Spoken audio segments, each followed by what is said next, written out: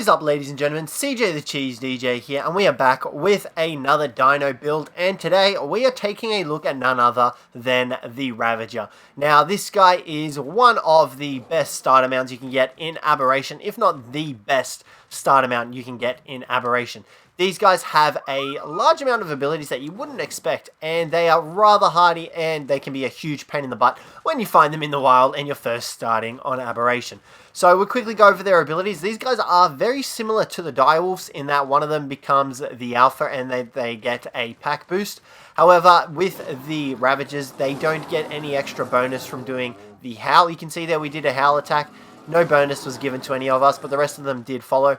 Now, as well as that, they also have the ability to reduce the weight of certain items in their inventory by 50%, which is a great way to go about transporting items across the map of Aberration. Now, these items include wood, fungal wood, thatch, meat, green gems, fiber, crystal, obsidian, and stone. These all get reduced by 50% of their usual value. So, for example, one stone, you can see there we'll get more than one.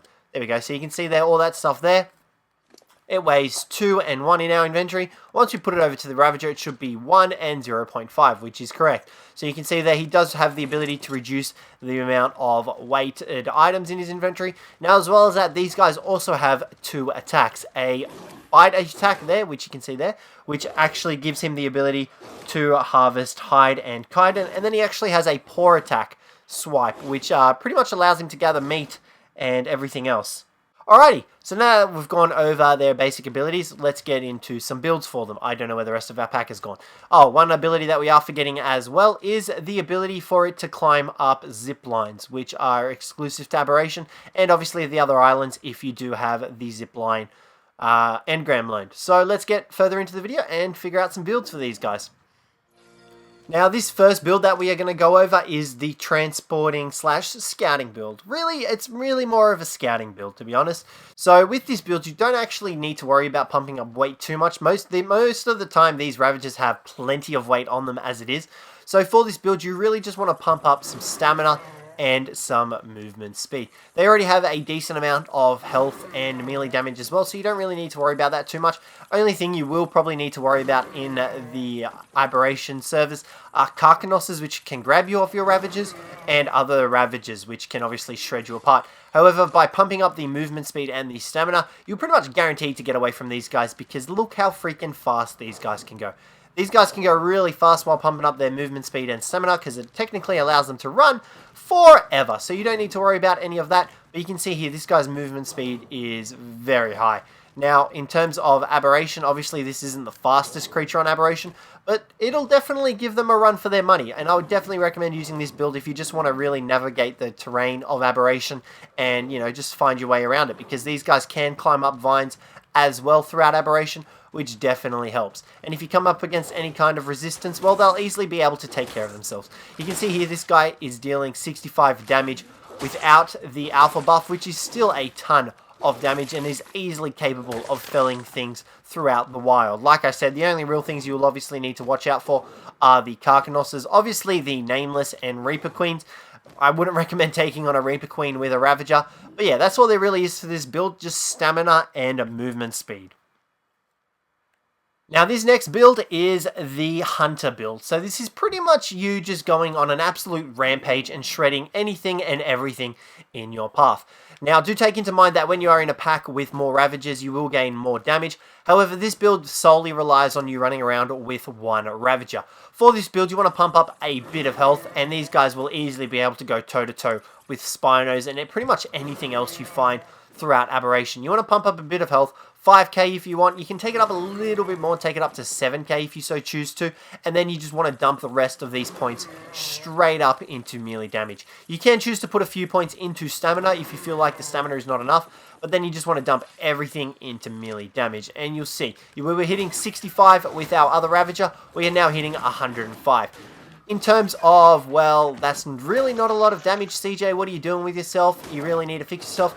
Well, think about it like this. This is a solo Ravager. You bring more Ravagers into the mix, and you'll easily be able to shred most things on Ark. Take in, for example, that Rexes hit about 200 damage. after you finish taming them up. And considering these guys' size and, you know, their availability, you're really not going to be lacking in terms of damage in this department, because the Ravagers will easily outschool and destroy everything and anything that comes into its path. Now, this is not including the rest of the pack if you so choose to bring them with you. For example, you saw there that we were hitting 105. Let's bring this guy with us if he's going to follow us. You're going to follow big guy? There you go. You can see there. Now we are the alpha of this pack, and you'll see that this Gallimimus will take a crap ton of damage in comparison to what we were hitting before. You can see there. That's an extra 60 points of damage that we are hitting. Imagine if the rest of your pack is boosted up or buffed or leveled up, however the heck you want to look at it, like I've just leveled up this Ravager. Nothing will be able to stand against you except for probably Reaper Queens. You should probably watch out for Reaper Queens regardless. But even Rock Drakes won't be able to resist your power, because you will absolutely demolish them. We've got a pack of 2. Imagine if you had a pack of 3. I don't know where our other ones have gone. We can't find them anywhere. So imagine if you had a pack of 3 Ravagers. How little damage you would take and how much damage you would deal to everything in your path.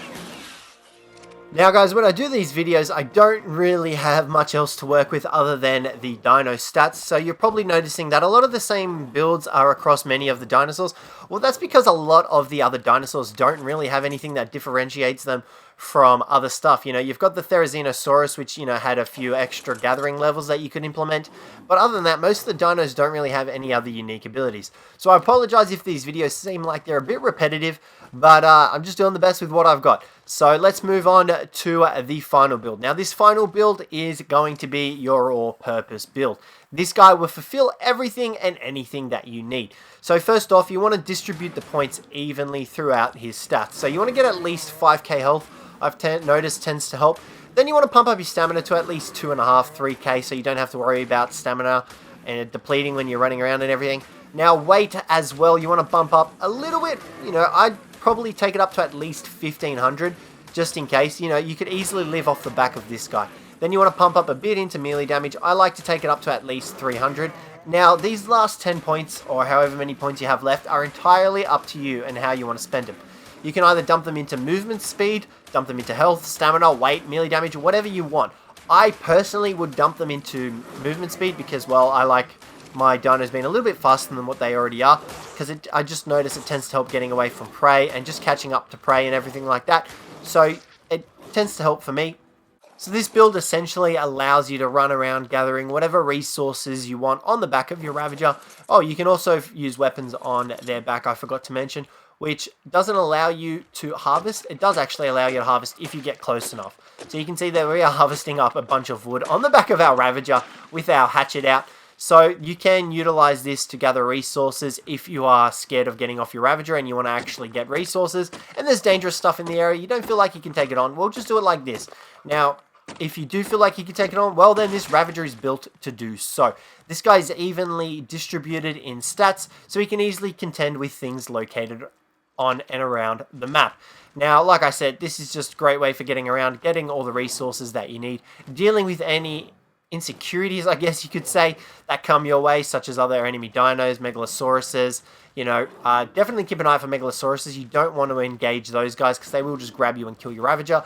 However, if you have bumped up their movement speed, you can outrun them, which is definitely a helpful trait to have. But yeah, this is just your all-purpose mount that you can use for everything and anything. You can see that we're easily able to gather up resources on its back, dump them in its inventory to reduce the weight of stuff, contend with carnivores and other predators that are on the map and easily take them out, gather meat and hide from those predators or prey, and you'll easily be set. So guys, that is pretty much all there is for the Ravager build. I can't really think of any other builds, to be honest with you guys. Hopefully you did find this useful. If you guys can think of any other builds, let me know down below.